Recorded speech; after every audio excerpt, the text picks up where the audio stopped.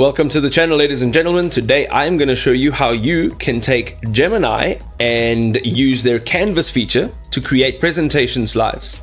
Ladies and gentlemen, we are going to make a presentation over here, and I like to just add in a prompt. So let's go ahead and add in a prompt.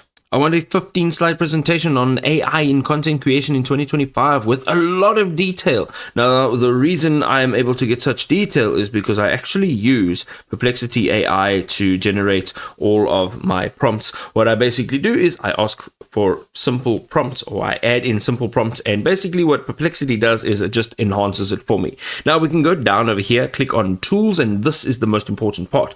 You're going to go and click on Canvas. And this canvas will be able to make a multimedia file for you. So let's go ahead and click on Submit. Ladies and gentlemen, you can see over here within a few minutes it has created 17 pages. I did ask for 15, but let's have a look through them. So this is page 1.